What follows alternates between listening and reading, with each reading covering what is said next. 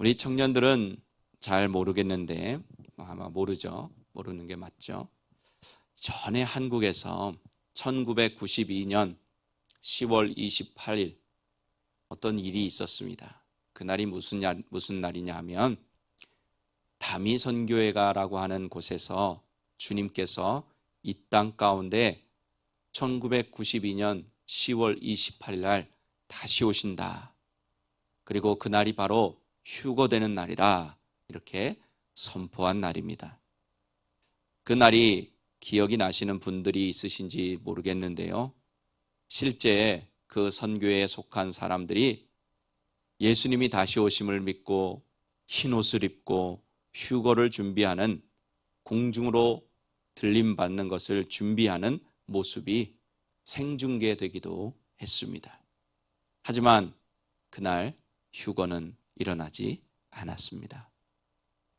그런데 이 휴거가 불발되고 난 이후에 저 자신과 또 한국교회를 보면서 좀 안타까운 것이 있었습니다.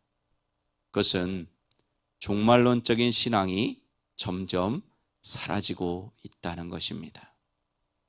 다미선교회가 비록 거짓이었지만 그래도 주님이 다시 오실 날이 임박했다고 하니까 한국 교회와 성도들은 경각심을 가지게 되었습니다. 저도 다미선교회 이장림 목사가 쓴 책을 보면서 정말 주님께서 곧 오실 것이라는 생각에 긴장하고 또 기도하고 그랬던 기억이 납니다. 물론 나중에는 이장림 목사가 잘못되었다는 것을 알게 되었지만 다미선교회 휴거설이 불발된 이후에 한국교회와 그리스도인들은 종말론적인 신앙에 점점 무디어져 갔습니다. 지금 여러분의 모습은 어떻습니까? 주님이 다시 오실 때가 가까이 왔음을 느끼면서 종말론적인 신앙을 살고 계십니까? 종말이나 마지막 때, 재림, 휴거 등 이런 말을 들으시면 왠지 거부감이 들지 않으십니까? 여러분이 종말의 때가 가까이 왔다는 것을 느끼든지 느끼지 못하든지 성경의 예언대로 마지막 때는 점점 가까이 다가오고 있습니다. 예수님께서 말씀하신 마지막 날에 일어날 징조들이 지금 세계 곳곳에서 일어나고 있습니다. 마지막 날은 어떤 날인가요? 우리 주님이 다시 오시는 날입니다. 우리는 그날을 기다리는 사람들이죠.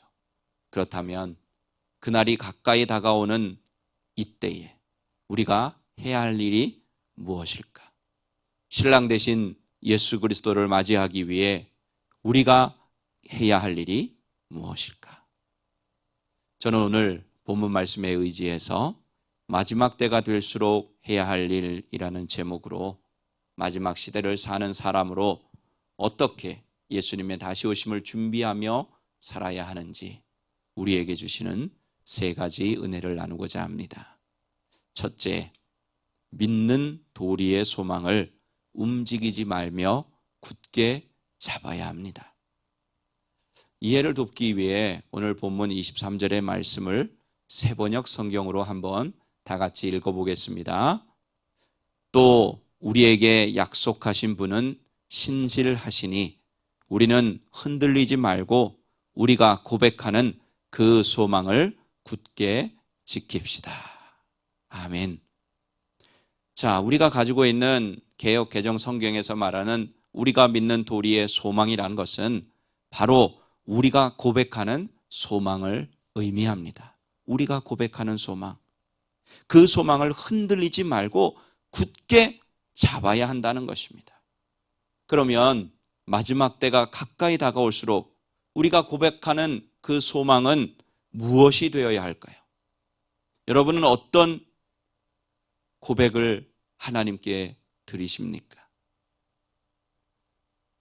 이 마지막 때가 가까울수록 우리가 붙잡아야 하는 소망은 구원의 소망이요, 천국의 소망이어야 합니다.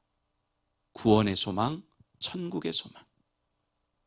세상 사람들, 즉 믿지 않는 사람들은, 믿음이 없는 사람들은 지구의 마지막 날이 온다는 자체를 두려워하겠죠. 그죠? 끝이니까. 근데 그 사람들이 왜 두려워할까요? 그날을 대비할 수 없기 때문에. 또 어떻게 대비해야 한다 그래도 어떻게 대비해야 될지 알지 모르기 때문에. 또 종말이 왔을 때 그들이 할 수 있는 게 뭐가 있겠어요? 아무것도 없으니까. 아무리 과학이 발달하고 의학이 발달해도요, 만약에 지구의 종말이 왔어. 그럼 그 사람들이 할 수 있는 게 무엇이 있겠습니까? 과학이 지구의 종말을 막아줍니까? 의학이 지구의 종말 때 살아남게 해줍니까? 아니거든요. 반면에 예수님을 믿고 그 믿음을 지킨 사람에게는 마지막 날은 소망의 날이에요. 왜? 우리 주님이 이 땅 가운데 다시 오시는 날이고 우리를 위해 예비하신 그 거처에 우리를 데리고 가시는 날이기 때문입니다. 우리 예수님이 하신 말씀 요한복음 14장 2절에서 3절 말씀 같이 한번 읽어보겠습니다. 내 아버지의 집에 거할 곳이 많도다. 그렇지 않으면 너희에게 일렀으리라. 내가 너희를 위하여 거처를 예비하러 가노니 가서 너희를 위하여 거처를 예비하면 내가 다시 와서 너희를 내게로 영접하여 나 있는 곳에 너희도 있게 하리라. 아멘. 자, 예수님이 있는 곳에 우리도 있게 해주신다는 거예요. 예수님이 계신 곳이 어디입니까? 천국 아닙니까? 하나님의 나라 아닙니까? 그곳에 누구도 있겠다? 우리도 있게 해주시겠다. 그리고 예수님이 말씀하신 천국, 요한계시록은 이렇게 묘사합니다. 우리 요한계시록 21장 4절 말씀 같이 읽어보겠습니다. 모든 눈물을 그 눈에서 닦아 주시니 다시는 사망이 없고 애통하는 것이나 곡하는 것이나 아픈 것이 다시 있지 아니하리니 처음 것들이 다 지나갔음이러라. 아멘. 천국에는요, 여러분과 제가 갈 그 천국에는요, 더 이상 사망이 없어요. 죽는 게 없다는 거예요. 영원히 산다는 거죠. 애통하는 것, 또 곡하는 것, 우는 거예요. 슬픈 거예요. 아픔이에요. 그런 것도 없는 거예요. 원수마귀는 근데 어떻게 우리에게 생각하게 만듭니까? 천국은 그냥 기독교에서 말하는 막연한 거야. 너희들 가스라이팅 하는 거야. 천국 갈 수 있다고 꼬셔가지고 헌금 뜯어내는 거야. 목사들이 자기들 배불리는 거야. 또 교회 몇몇 사람들이 힘자랑하는 거야. 천국에 이용당하지 마. 천국은 없어. 하지만 천국은요, 원수마귀가 우리에게 이야기하는 것처럼 상상 속에서 지어낸 그런 곳이 아닙니다. 하나님께서 분명히 약속하셨고 믿는 자들을 위해 예비하신 곳입니다. 그러므로 우리는 그날이 가까울수록, 마지막 날 예수님이 이 땅에 다시 오시는 그날이 가까울수록 천국의 소망을 가지고 살아야 합니다. 혹자가 그런 얘기를 합니다. 천국에 가면 3번 놀란다 그래요.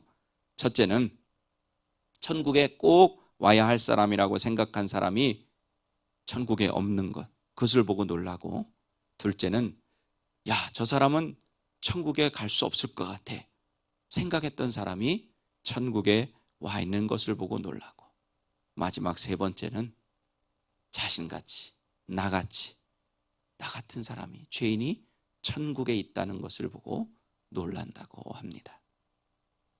근데 왜 하나님께서는 마지막 날이 가까울수록 천국의 소망에 대해 흔들리지 말라고, 굳게 잡으라고 하셨을까요? 우리 하나님이 허투루 말씀하시는 분이 아닌데 우리 예수님이 그렇잖아요.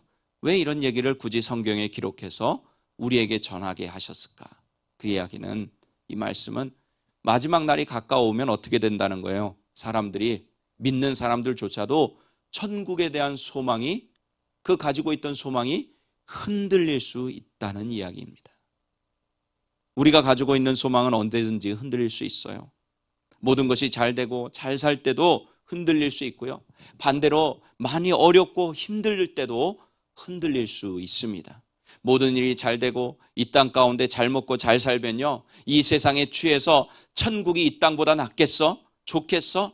하며 천국에 대한 소망을 가지지 않습니다. 또 어려운 고난이나 핍박이 다가올 때, 시련이 다가올 때 하나님이 계신다면 어떻게 내가 신앙생활하는데, 그리스도인인데, 예수 믿는데 어떻게 나에게 이러실 수 있냐고 하며 하나님에 대한 신앙이 무너지기도 합니다. 하나님에 대한 신앙이 무너지면 자동적으로 천국에 대한 소망도 무너지겠죠. 어떤 상황에서 살아가든지 마지막 때를 살아가고 있는 우리가 굳게 잡고 살아가야 할 소망은 다른 어떤 게 아니에요. 세상에 온갖 좋은 것도 아니에요. 천국의 소망인 줄 믿으시기 바랍니다. 이 소망을 놓치면 우리는 이 땅에 매여서 이 세상에 끌려서 살아갈 수밖에 없어요. 우리가 잘 알고 있는 초대교회의 수많은 믿음의 사람들이 로마의 원형 경기장에서 사자의 밥이 되어 죽어갔습니다. 또 불에 태워서 죽임을 당하기도 했습니다. 또 예수님처럼 십자가에 매달려 죽기도 했습니다. 하지만 그들은 죽음 앞에서 당당했어요. 오히려 기뻐했어요. 빨리 죽이라고 했어요. 왜 그랬을까요? 그들에게는 확실하고 흔들리지 않는 천국의 소망이 있었기 때문에, 내가 지금 죽으면 죽음으로 끝나는 것이 아니라 천국에 간다고 하는 그 믿음이 있었기 때문입니다. 이 땅의 삶이 끝이 아니라 영원한 천국이 자신을 기다리고 있다는 사실을 확실하게 믿었기 때문입니다. 제임스 그레이라고 하는 신학자가 이런 말을 했습니다. 고향길 가는 것이 확실하다면 그 길 도상에서 조그만 어려움이야 얼마든지 견딜 수 있지 않겠는가. 무슨 말인지 이해가 되시죠? 한국 경우 설이나 추석 되면은 막 민족의 대이동이 일어납니다. 고속도로마다 차가 너무 많아가지고 주차장으로 변해버립니다. 고향길 가는 것 자체가 고역이에요. 그럼에도 불구하고 그 수고를 마다하고 그 작은 나라에서 평소 같으면 4시간, 5시간이면 갈 수 있는데 2배, 3배 걸리는 시간을 마다하지 않고 왜 매년마다 명절 때마다 고향을 갑니까? 부모님이 계신 고향이 좋기 때문에. 부모님을 만나고 형제 자매를 만나는 것이 좋기 때문이에요. 좀 더 쉽게 설명드릴까요? 자, 여러분이 미국 내에서 정말로 가고 싶은 그런 여행지가 있었다고 예를 들어보겠습니다. 근데 거기는 차를 타고 가야 돼요. 근데 차를 타고 가는 시간이 만만치 않아요. 힘들어요. 무릎도 아프고 허리도 아프고, 자동차 여행이 만만치 않아요. 그럼에도 불구하고 기쁘고 즐겁게 그 여행을 갈 수 있는 이유가 뭔가요? 그 내가 가고 싶은 곳이 있기 때문이에요. 정말로 꼭 가서 보고 싶은 그 좋은 곳이 있기 때문에 그 어려움을 참고 갈 수 있는 겁니다. 마찬가지예요. 우리는 지금 이 시간도 우리의 본향, 우리가 가야 할 천국을 향해 가고 있습니다. 천국에 좀 더 가까워졌어요. 그 천국에서 하나님과 예수님이 우리를 기다리고 계세요. 우리에게 이런 흔들리지 않는 기대와 소망이 있다면 그 천국을 향해 가는 여정 가운데 이 땅에서 겪는 어려움, 시련, 고난, 아픔 등이 견뎌낼 수 있지 않겠습니까? 우리는 말세의 마지막 시대를 살아가고 있어요. 주님이 다시 오실 날이 가까이 다가오고 있습니다. 이때 우리는 더욱더 천국에 대한 흔들리지 않는 소망을 갖고 살아가야 합니다. 모든 것이 잘 되고 이 땅 가운데 풍요를 누리고 살아가고 있다고 생각할 때 하늘을 바라봐야 합니다. 또 반대로 너무 힘들고 지칠 때도 하늘을 바라봐야 합니다. 천국을 바라봐야 합니다. 간단하게 말씀드리면 잘 나갈 때나 못 나갈 때나 다 하늘을 바라봐야 된다는 얘기예요. 그리고 우리가 가서 영원히 지낼 그 좋은 천국을 생각해야 합니다. 그 천국의 소망이 이 땅의 소망, 이 땅에서 좋은 것들보다 훨씬 커지면 이 땅에 비록 어려움 가운데 있을지라도 우리를 행복하게 만들어 주는 것입니다. 이 흔들림 없는 천국의 소망으로 이 마지막 때 믿음을 지키며 살아가기를 예수님의 이름으로 간절히 축복합니다. 둘째로 서로 돌아보고 사랑하고 선행을 격려해야 합니다. 24절도 우리 세번역 성경으로 한번 읽어보겠습니다. 그리고 서로 마음을 써서 사랑과 선한 일을 하도록 격려합시다. 이해가 돼요? 서로 마음을 쓰란 얘기예요. 서로 돌아보란 얘기예요. 그리고 사랑을 하도록 또 착한 일을 하도록 서로 격려해 주라는 거예요. 칭찬해 주라는 말입니다. 어떤 날이 가까울수록, 마지막 날이 가까울수록, 예수님이 다시 이 땅에 오시는 날이 가까울수록, 지금 가까이 가고 있잖아요. 그럴 때일수록 우리는 서로를 돌봐줘야 합니다. 또 사랑해야 돼요. 또 선행, 착하게 사는 것을 격려해 줘야 합니다. 베드로 사도는 베드로전서 4장에서 만물이 마지막이 가까웠으니 정신 차리고 근신하고 기도하라고 하면서 무엇보다도 뜨겁게 사랑하라고 권면하고 있습니다. 마지막 때에는 사랑을 해도 뜨겁게 해야 된다는 거예요. 그래야 마지막 때를 우리가 온전히 준비하고 맞이할 수 있기 때문입니다. 자, 마지막 때에 대해 사도 바울은 아들 같은 디모데에게 이렇게 마지막 때에 일어날 현상들을 예언처럼 말했어요. 우리 디모데후서 3장 1절에서 5절, 우리가 잘 아는 말씀이지만 중요하니까 다시 한번 읽어보겠습니다. 너는 이것을 알라. 말세에 고통하는 때가 이르러 사람들이 자기를 사랑하며 돈을 사랑하며 자랑하며 교만하며 비방하며 부모를 거역하며 감사하지 아니하며 거룩하지 아니하며 무정하며 원통함을 풀지 아니하며 모함하며 절제하지 못하며 사나우며 선한 것을 좋아하지 아니하며 배신하며 조급하며 자만하며 쾌락을 사랑하기를 하나님 사랑하는 것보다 더하며 경건의 모양은 있으나 경건의 능력은 부인하니 이 같은 자들에게서 내가 돌아서라. 아멘. 이 말씀은 디모데에게만 하는 말씀이 아니라 지금 이 시대를 살고 있는 여러분과 저에게도 하시는 말씀인 줄로 믿습니다. 이게 말세에 나타나는 현상인데 한번 여러분들 읽었지만 생각해 보세요. 틀린 말이 있나? 지금 이 시대에 일어나는 일들이 딱 이렇지 않습니까? 이 말씀을 딱 요약하면 이거예요. 마지막 때가 되면요, 사람들이 자기 자신만 생각한다는 거예요.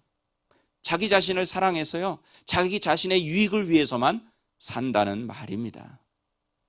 그래서 하나님께서는 하나님의 자녀들에게 너희는 그렇게 살지 말고 서로를 돌봐주고 또 사랑하고 뜨겁게 사랑하고 또 착한 일 하는 것을 격려해 주라고. 무슨 말이에요? 착하게 살란 얘기죠. 그런데 우리가 여기서 스스로에게 질문을 하나 해야 할 것이 있습니다. 내가 먼저 다른 사람을 돌보지 않고 사랑하지 않고 착한 일을 행하지 않으면서 그렇게 하라고 격려할 수 있겠느냐 하는 것입니다. 쉽게 말씀드리면 말씀대로 나는 살지 않으면서 남들에게 말씀대로 살라고 할 수 있느냐 하는 거예요. 그렇게 할 수 없죠. 먼저 내가 그렇게 살아야 하는 것이 맞습니다. 즉 하나님께서는 그날 마지막 날이 가까움을 볼수록 우리에게 행동하는 믿음으로 살라고 하시는 것입니다. 지식적으로 말고 행동하는 믿음, 행동하는 신앙생활을 하라는 말씀입니다. 사도행전 1장 1절에 이렇게 기록이 되어 있습니다. 같이 읽어볼게요. 데오빌로여, 내가 먼저 쓴 글에는 무릇 예수께서 행하시며 가르치시기를 시작하신부터. 아멘. 자, 사도행전을 쓴 사람이 누구예요? 누가죠, 누가. 근데 누가가 또 사도행전 말고 또 쓴 것이 있어요. 바로 누가복음이에요. 이 데오빌로라고 하는 사람에게 먼저 쓴 글이라고 하는 것은 바로 누가복음을 이야기하는 건데, 그 글에는 뭐가 담겨 있다는 거예요? 예수께서 행하시며 가르치신 일이 담겨 있다는 거예요. 자, 근데 여기에 신앙생활에 중요한 원리가 들어 있습니다. 즉, 예수님의 삶을 보았을 때 예수님께서는 말을 먼저 하셨다는 거예요? 행하는 걸 먼저 하셨다는 거예요? 행하는 걸 먼저 하시고 그 다음에 가르치셨다는 거예요. 하나 예수님은 말씀대로 사시는 본을 보여주시고 그렇게 살라고 가르쳐 주셨습니다. 하나님의 말씀을 가르치고 전하는 목사인 저에게는 이 말씀이 정말로 큰 부담이 아닐 수 없습니다. 강단에서 말씀을 전하는 것이 너무나도 힘들 때가 많죠. 뭐 이렇게 서 있는 게 힘든 게 아니라 주의 말씀을 전할 자격이 없다는 것을 알기 때문에, 말씀대로 살지 못하는 경우가 많기 때문입니다.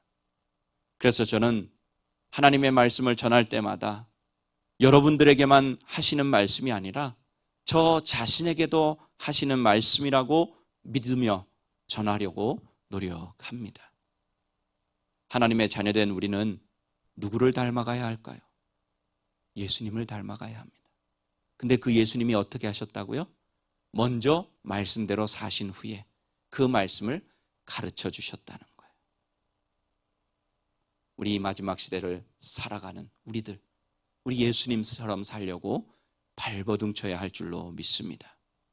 그날이 가까우는 이때에 우리는 이제 알고 있는 말씀, 배워서 알고 있는 말씀, 지식적으로 알고 있는 말씀 행하며 살아야 합니다. 이 시대는 말씀의 홍수의 시대예요. 유튜브만 열면요, 막 말씀이 그냥 넘쳐나요. 우리는 너무나 많은 말씀을 들었어요. 또 읽고 있고 알고 있어요. 하지만 중요한 것은 그 들은 말씀, 알고 있는 말씀을 한 말씀이라도, 작은 말씀이라도 행하며 살아야 한다는 것입니다. 야고보 사도는 그래서 행함이 없는 믿음은 죽은 믿음이라고까지 했습니다. 믿음이 그의 행함과 함께 일하고 행함으로 믿음이 온전케 된다고 했어요. 우리의 믿음을 증명할 수 있는 길은 우리의 삶으로 나타내는 것이라는 사실 꼭 기억하시기 바랍니다. 오늘 말씀대로 마지막 날이 가까이 올수록 서로 돌봐주고 또 뜨겁게 사랑하고 착한 일을 행하도록 서로 격려하며 사는 우리 모두가 되기를 예수님의 이름으로 축복합니다. 마지막으로 셋째, 모이기를 패하는 사람들의 습관과 같이 하지 말아야 합니다. 25절 말씀 세번역 성경으로 함께 읽어보겠습니다. 어떤 사람들의 습관처럼 우리는 모이기를 그만하지 말고 서로 격려하여 그 날이 가까워 오는 것을 볼수록 더욱 힘써 모입시다. 아멘. 그 날이 가까워요. 주님이 다시 오는 그 마지막 날이 가까이 오면 것을 볼수록 어떻게 해야 된다는 거예요? 더욱 힘써서 모여야 된다 하는 것입니다. 어느 시대든지 아마 2000년 전에도 이런 사람들이 있었을 거예요. 그러니까 이런 말씀을 기록하셨겠죠. 모이기를 패하는 사람들이 있었어요. 어느 시대나. 근데 특별히 마지막 시대는 더 그렇다는 겁니다. 사탄은, 원수마귀는 하나님의 백성들이 모이는 것을 좋아할까요? 싫어할까요? 당연히 싫어하겠죠. 정상적인 그리스도인이라면, 건강한 교회라고 하면 모이면 뭐 하니까? 우리처럼 예배드리죠. 모이면 기도해요. 또 찬송합니다. 서로 간증합니다. 서로 축복해 줍니다. 서로 밀어주고 끌어줍니다. 서로 사랑해요. 그러니 원수마귀가 좋아하겠습니까? 우리가 알고 있는 대로 핍박이 있었던 초대교회 당시 상황 가운데 믿는 사람들이 함께 모여서 예배를 드린다는 것 결코 쉬운 일이 아니에요. 핍박이 있었던 데니까. 그때는 모이는 것을 목숨을 걸고 모여야 했던 때예요. 그런 상황들 가운데 사탄은 사람들을 미혹해가지고 왜 이렇게 힘들게 모이냐 속삭이는 거예요. 야, 그렇게 모였다가 너 죽을 수도 있어. 그렇게 합리적인 이유로 설득을 하는 거예요. 아, 혼자서 예배하면 됐지. 꼭 모여서 예배 드려야 돼? 마치 이 시대 같지 않아요? 이 사탄의 속삭임은 지금도 동일하게 마지막 시대를 살아가는 하나님의 백성들에게 여전히 계속되고 있어요. 코로나19 팬데믹을 지나면서 교회마다 온라인 예배가 보편화되어 가고 있습니다. 팬데믹이 끝났지만 집에서 온라인으로 예배드리는 것을 좋아하는 분들이 있습니다. 이런 분들에게 오늘 말씀을 근거로 해서 교회에 모여야 된다고 이렇게 말하면 온라인에서도 모일 수 있다고 이렇게 이야기합니다. 저도 그 말이 틀렸다고는 하지 않습니다. 시대적인 부분이 있으니까. 하지만 분명히 조심해야 되는 것이 있어요. 그것은 바로 온라인 예배를 드리는 동기입니다. 동기. 우리의 마음, 우리 마음의 중심. 만약 온라인 예배를 드리는 이유가 아까 읽은 말씀대로 말세에 나타나는 일들처럼 나 자신을 위해서, 내 편리를 위해서, 내 이익을 위해서, 내 자신이 주인되고 중심이 되기 위해 중심이 되어서 드리는 예배라면 온라인 예배를 드려서는 안 됩니다. 그것은 이미 사탄의 속임수에 넘어간 거예요. 하나님은 삼위일체 하나님이세요. 성부, 성자, 성령의 하나님. 이분이 셋이지만 하나이신 분이에요. 무슨 뜻입니까? 우리 하나님이 먼저 공동체를 보여주셨어요. 하나님이 공동체이기 때문에 사람에게 가정이라는 공동체를 구성하게 하셨고요. 교회라는 신앙의 공동체를 또 사회와 국가라는 공동체를 구성해서 사람들이 살도록 하셨어요. 이것은 하나님이 정하신 법칙이에요. 하나님께서는 이 공동체가 사랑으로 다스려지기를 원하셨고 공동체를 통해서 영광 받으시는 것을 너무 기뻐하셨어요. 그래서 시편에 보면 형제가 동거하는 것이 어찌 그리 아름다운가 하면서 시편 기자가 노래하게끔 하셨어요. 그리고 얼마나 기뻐하셨는지 그 공동체에 은혜를 주셨는데 바로 복을 주셨는데 영생이라고 하는 복을 주셨어요. 즉 하나님은요 공동체 속에 역사하시는 분이에요. 공동체를 통하여 일하기를 원하시는 분이에요. 공동체가 예배드리는 것을 원하시는 분입니다. 그날이 가까이 다가오는 이 시대에 잠시 잠깐 딴 마음 먹으면요 원수마귀는 즉각으로 달려들어서 우리가 모이는 것을 패하고 세상에 관심을 집중시키고 우리의 신앙을 무너뜨립니다. 그러므로 우리는 이 마지막 시대에 영적으로 깨어서 함께 모여서 공동체로 모여서 기도하고 또 말씀 연구하고 말씀 배우고 예배드리는 일 최선을 다해야 할 줄로 믿습니다. 사랑하는 오린교회 가족 여러분, 주님께서 다시 오실 날이 점점 다가오고 있습니다. 그리고 개인적으로도 마지막 날이 언제 다가올지 모릅니다. 그날이 오늘이 될 수도 있고 내일이 될 수도 있습니다. 개인의 마지막 날이든 인류의 마지막 날이든 그날이 가까움을 볼수록 해야 하는 일 무엇인지 말씀을 통해 우리에게 가르쳐 주셨습니다. 우리는 먼저 흔들리지 않는 천국의 소망을 두고 살아가야 합니다. 또한 서로를 돌봐주고 뜨겁게 사랑하며 착하게 살도록 격려해 주어야 합니다. 그리고 함께 모이기를 힘써야 합니다. 함께 모여 예배하고 기도하고 찬양하고 또 흩어져서 복음을 전하며 살아야 합니다. 그러므로 여러분과 제가 주님이 다시 오실 날이 점점 가까이 다가오고 있음을 깨닫고 잘 준비하여서 기쁨으로 주님을 맞이할 수 있기를 예수님의 이름으로 간절히 축원합니다.